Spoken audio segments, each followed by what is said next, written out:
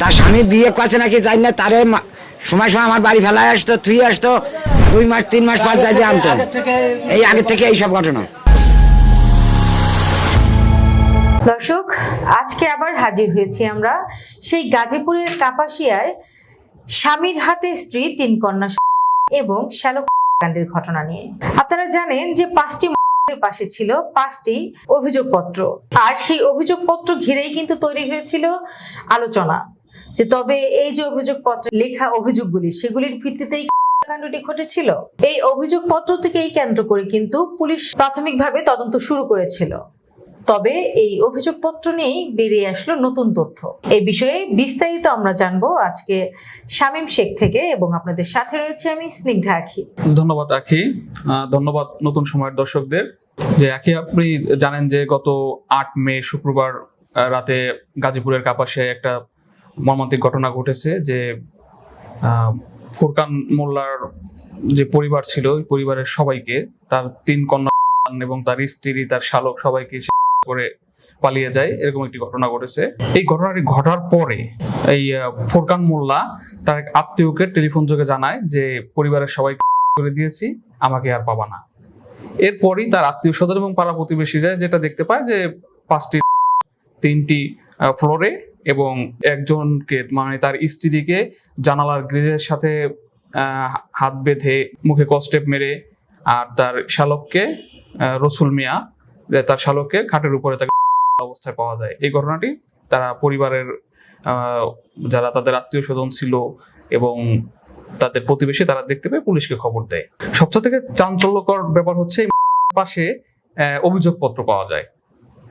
অভিযোগপত্রে উল্লেখ থাকে এরকম যে এই ফুরকান মোল্লার স্ত্রী, তার সাথে তার খালাতো ভাই রাজুর একটা পরকীয়া সম্পর্ক ছিল, যেটা নিয়ে দীর্ঘদিনের তাদের মধ্যে একটা পারিবারিক কলহ ছিল। মূলত এই কলহের জেরেই তাকে করা হয়েছে, মানে অভিযোগপত্রে যেটা উল্লেখ ছিল এরকম। মানে অভিযোগপত্রে তো আমরা যেটা জানতে পেরেছিলাম, ওখানে ছিল যে তার স্ত্রী তার সমস্ত টাকা পয়সা নিয়ে তার বাবার বাড়িতে সম্পত্তি কিনেছে, তাকে ঠকিয়েছে এবং সে করছে তার খালাতো ভাই রাজু নামের একজনের সাথে। এবং সে আরেকটি বিষয় কিন্তু জানিয়েছিল যে ওই যে পরকীয়া প্রেমিক রাজু, মানে ওই ফোরকানের লেখা অনুযায়ী তাকে নিয়ে ফোরকানকে মারধর করেছে, এবং সেটার সাক্ষী ছিল তার 2টি কন্যা সন্তান। হ্যাঁ, এই যে ঘটনা, এই ঘটনাটাতে কি তাহলে সম্পূর্ণ শুধুমাত্র ফোরকানের লেখা?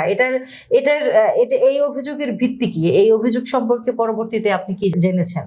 এই ফুরকান মোল্লার প্রতিবেশী যারা কাপাসিয়া যেখানে থাকতো, এই প্রতিবেশীরা যেটা জানিয়েছে যে এই ফুরকান মোল্লা এবং তার স্ত্রীর সাথে দীর্ঘদিনের, মানে মাঝে মাঝে একটা কলহ তৈরি হইতো। এবং এই কাণ্ডের পরে পুলিশ যখন তার বাসা অভিযান করে, তার বাসা থেকে মাদকের অনেক সরঞ্জাম পাওয়া যায়, সে মাদক সেবন করতো, এরকম কিছু আলামতও পাওয়া যায়। তা পুলিশ ধারণা করে যে সে আসক্ত ছিল এরকম বিষয়টি। এই পাশে যে 5টি অভিযোগপত্র পাওয়া গেছে, এই অভিযোগের ব্যাপারে যখন থানায় খোঁজ খবর নেওয়া হয় যে আসলে আদৌ কি এই অভিযোগপত্র থানায় জমা হয়েছে কিনা, তখন গোপালগঞ্জ সদর থানার ওসি গণমাধ্যমকে যে বিষয়টি জানিয়েছে যে এরকম কোনো অভিযোগ থানায় জমা হয়নি। তাহলে একটা অভিযোগ লেখা, জিডি না, একটা অভিযোগ। তো এই অভিযোগটা হতে পারে সে নিজেই লেখে, সে আর কি আমাদের কাছে উপস্থাপনা করেই না, তার আগে সে ঘটনা ঘটাই ফেলছে, এরকম হতে পারে না, এটা জানিয়েছে। আচ্ছা, তার মানে কিন্তু বিষয়টি পুরোটাই ধোঁয়াশা, ঘটনা আরেক দিকে চলে গেল। আমাদের কাছে কিন্তু এরকম কোনো তথ্য ছিল না যে এই স্ত্রী করতো। তবে শুধুমাত্র একটি জায়গা থেকে আমরা যেটি ধারণা করছিলাম যে হয়তো তার স্ত্রী করতো, যার ক্ষোভের বহিঃপ্রকাশ ছিল কাণ্ড। তবে যেহেতু এই অভিযোগপত্র থানায় জমা হয়নি, তবে কি এটি, আপনার কি মনে হয় যে এটি ফোরকানের একটি সাজানো পরিকল্পনা কিনা? হ্যাঁ, অবশ্যই এটা একটা পরিকল্পিত ঘটনা। তার কারণ একটা মানুষের পক্ষে কিন্তু 5টা মানুষকে মানে সম্ভব না। এখানে 3টা থাকলেও 2জন কিন্তু অ্যাডাল্ট ছিল, তার স্ত্রী এবং তার শালক। একজনকে যখন করতে যাবে, অন্যরা কিন্তু এটা যে কোনো একটা সিনড্রোম পাইলে বা যে কোনো একটা মানে চিৎকার চেঁচামেচির একটা বিষয় থাকতো। তো এরকম কোনো ঘটনা কিন্তু ঘটেনি। বিষয়টা এরকম হতে পারে যে সে হয়তো বা তাদেরকে চেতনানাশক কিছু খাবারের সাথে তাদেরকে সেবন করিয়ে অচেতন করে তাদেরকে তার গভীর রাতে, বা এটাও কিন্তু হতে পারে যে তার সাথে হয়তো সহযোগী কেউ ছিল, কারণ 5 জন মানুষ, এর মধ্যে না হয় একজন ছোট থাকলেও বাকিগুলি কিন্তু একটু বুঝমান ছিল, এবং বড় একজন যে শ্যালক ছিল, স্ত্রী ছিল, তারাও কিন্তু ছিল। আর আরেকটা জিনিস কিন্তু খুব লক্ষ্য করার মতো, সেটি হচ্ছে যে এই যে স্ত্রী শারমিন খানম, তার গায়ে কিন্তু ছিল পরনে একদম নতুন শাড়ি, তার গায়ে গহনা ছিল এবং সকলেই কিন্তু খুব পরিপাটি অবস্থায় ছিল। তা দেখে কিন্তু মনে হয়েছে যে খুব আনন্দ ঘন পরিবেশ তৈরি করেছিল এই ফোরকান রাতের বেলা। এবং এই আনন্দ ঘন পরিবেশে হয়তো কারো মাথায় এটা আসেনি যে এরকম একটি ঘটনা সে ঘটাতে মাঝে পারে। একটু শেয়ার করি যে এই হ্যাঁ। ফোরকানের শ্যালক সে অন্যটা জায়গায় চাকরি করতো, সেখানে তার 7 দিন ডে এবং 7 দিন নাইট এরকম তার ডিউটি ছিল। তার ওই চাকরিটা পছন্দ ছিল না। সে যখন তার ফোরকান মোল্লাকে জানায় যে আমার এই চাকরিটা পছন্দ না, তখন কিন্তু এই ফোরকান মোল্লা তার জন্য একটা চাকরি ঠিক করে। আপনি তো জানেন বোধহয় যে ওই ফোরকান মোল্লা গাড়ির ব্যবসা করে, তার নিজের গাড়ি আছে এবং তার 2জন পার্টনারও আছে যাদেরকে পুলিশ হেফাজতে নেওয়া হয়েছে জিজ্ঞাসাবাদের জন্য। যদিও তাদের নাম এখন পর্যন্ত পুলিশ প্রকাশ করেনি। তো এই গাড়ির ব্যবসাটা যে কোম্পানির সাথে করতো, ওই কোম্পানিতে কিন্তু তার শালকের জন্য চাকরি ঠিক করে। এই চাকরি ঠিক করার প্রেক্ষিতে তার শালককে ফোন করে যে তুমি আসো, তোমার জন্য একটা চাকরি ঠিক করেছি। মানে যার আত্মীয় স্বজন যেটা আমাদেরকে জানিয়েছে যে আসো, তোমার জন্য একটা চাকরি ঠিক করেছি। এবং ওই তার শালক যখন বলে যে আমি যে আসবো, আমার কাছে তো টাকা নেই, তখন কিন্তু সে তার শালককে টাকাও পাঠায়, 500 টাকা পাঠায়, এরকমটি জানতে পেরেছি যে 500 টাকা পাঠায় এবং সেটা দিয়ে সেখানে আসে। এবং ওই দিন তার রাত্রে তাদের বাসায় মোটামুটি ভালো মন্দ রান্নারও একটা অ্যারেঞ্জমেন্ট ছিল।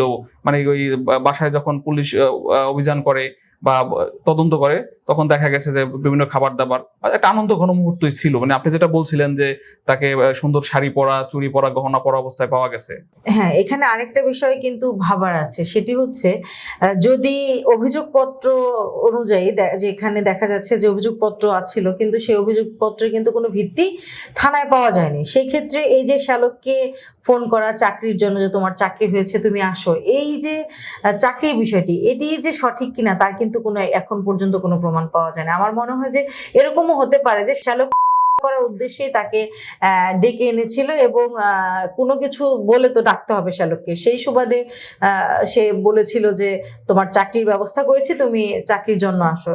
এটাও কিন্তু একটা আর একটা বিষয় হচ্ছে যে এই অভিযোগপত্র, মানে ফোরকানের অভিযোগপত্রটা যদি আমরা দেখি, যে সেখানে যে উল্লেখ করছে যে ফোরকান রে ওই শারমিনের খালাতো ভাই, ফোরকানের ওয়াইফের যে খালাতো ভাই, তাকে নিয়ে এই ফোরকানকে মারধর করা হয়েছে। এই মারধর করার অভিযোগপত্রে যেটা উল্লেখ ছিল যে তার 2 মেয়েটা সাক্ষীও ছিল যে তাকে যে মারধর করা হয়েছে। এরকম হইতে পারে আর কি, যে এই কারণেই সে এই তার পরিবারের সবাইকে। কিন্তু আসলে মূল বিষয়টা ফোরকানের ওয়াইফ শারমিনের আত্মীয় স্বজন যেটা জানিয়েছে যে এই ফোরকান মোল্লা এবং এই শারমিনের সংসার কখনোই সুখের ছিল না। তাদের সব সময় ঝগড়া বিভিন্ন বিষয় নিয়ে। এই ফোরকান তার স্ত্রীকে সন্দেহ করত, এই সন্দেহের বশীভূত হয়ে তাকে কোথাও যেতে দিত না। হ্যাঁ, কারোর সাথে ফোনে কথা বললে তাকে অমানবিক করতো। তার আত্মীয় স্বজন এগুলা যেটা বলছে আর কি, যে অমানবিক করতো। এই কারণে তাদের সংসারের ভিতরে একটা অশান্তি ছিল। এখানে কিন্তু আরেকটি বিষয় আমরা জানতে পেরেছি, সেটি হচ্ছে যে এই যে 3টি কন্যা সন্তান, এই একের পর এক 3টি কন্যা সন্তান থাকার কারণেও নাকি এই ফোরকান অসন্তুষ্ট ছিল না। এটা তার আত্মীয় স্বজন যেটা জানিয়েছে যে তার যে সর্বশেষ কন্যা সন্তান, এই কন্যা সন্তান হওয়ার পূর্বে এই ফোরকান তার স্ত্রীকে বলেছিল যে এবারও যদি তোমার কন্যা সন্তান হয় তাহলে আমি ভেবে নেব এটা অন্য কারো সন্তান। এরকম একটা বিষয় জানা গেছে। আপনি চিন্তা করেন যে একটা মানুষের ভিতরে কতটুকু মানে মনুষ্যত্বহীন মানুষ থাকলে বা কতটুকু কুসংস্কার ভরা থাকলে তার ধারণা যে তার যদি ওরসজাত সন্তান হয় তাহলে সেটি ছেলে বাচ্চা হবে, আর যদি সেটি না হয় তাহলে মেয়ে। তার মানে কি এরকম হতে পারে যে এই যে নিজের সন্তানগুলি, এগুলি হতে পারে যে এই যে তার সন্দেহের বশে তার কখনো মনেই হয়নি যে এই সন্তানগুলিও তার হতে পারে। সে তো আবার দ্বিতীয় বিয়ে আসক্ত হওয়ার একটা শারমিনের এক আত্মীয় জানিয়েছে যে মানে সে দ্বিতীয় বিবাহ করতে চাইতো। এখন এরকমও হতে পারে যে সে নতুন সংসার করার জন্য এই ঘটনা ঘটিয়েছে কিনা, শেষ করে সব ঝামেলা শেষ করে দিল। তবে একথা সত্য যে এই একজন সেবনকারী যে সেবন করে সে তার হিতাহিত জ্ঞান হারিয়ে ফেলে। সে সেবন করলে যে কোনো ঘটনা সে ঘটাইতে পারে, তার দ্বারা অসম্ভব কিছুই নেই যেটা সে করতে পারে না।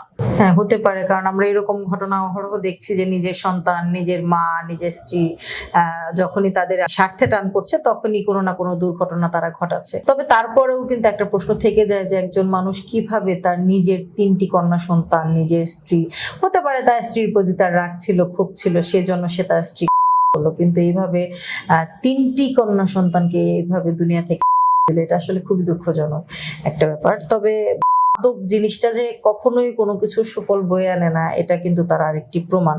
তবে এখানে আসলে ঘটনা কিন্তু দিন যতই পার হচ্ছে ততই কিন্তু বিভিন্ন দিকে মোড় নিচ্ছে। প্রথমে আমরা ধারণা করলাম যে হাজবেন্ড হয়তো মাদকাসক্ত ছিল, যার পরিপ্রেক্ষিতে সে তার ফুল ফ্যামিলিকে দেয়। তার পরবর্তীতে যে বিষয়টি আসলো সেটি হচ্ছে তার কাগজ অনুযায়ী যে তার স্ত্রী আসক্ত ছিল, এইসব কারণে সে তাকে ঠকিয়েছে, তার টাকা পয়সা সে মেরে বাবার বাড়ি সম্পত্তি করেছে, সেই ক্ষোভে স্ত্রীকে করলো।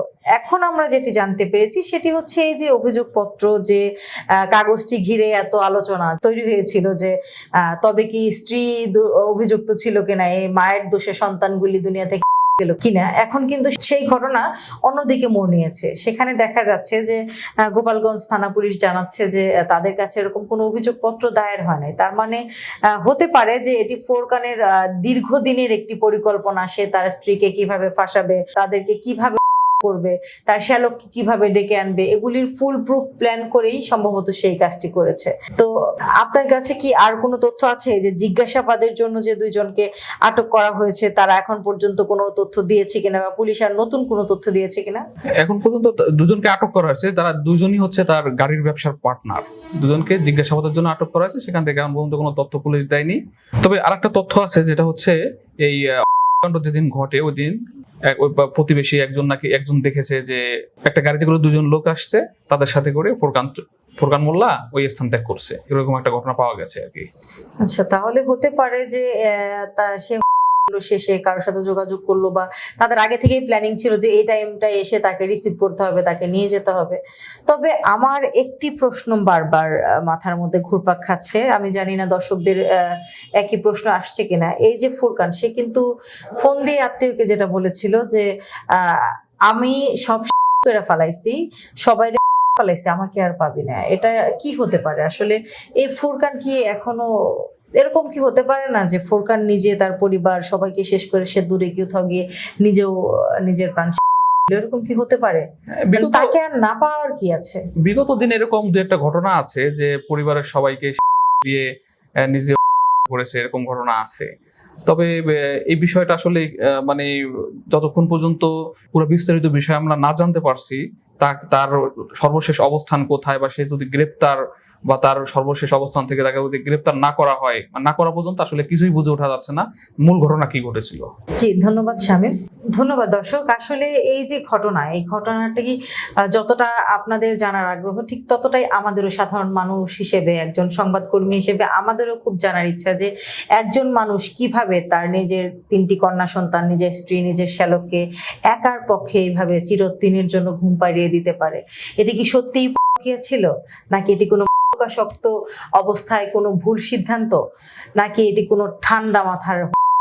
এই বিষয়ে সর্বশেষ আপডেট যখনই আমরা যেটি জানবো সেটি অবশ্যই আপনাদেরকে জানাবো। ততক্ষণ পর্যন্ত নতুন সময়ের সঙ্গেই থাকুন। আল্লাহ হাফিজ।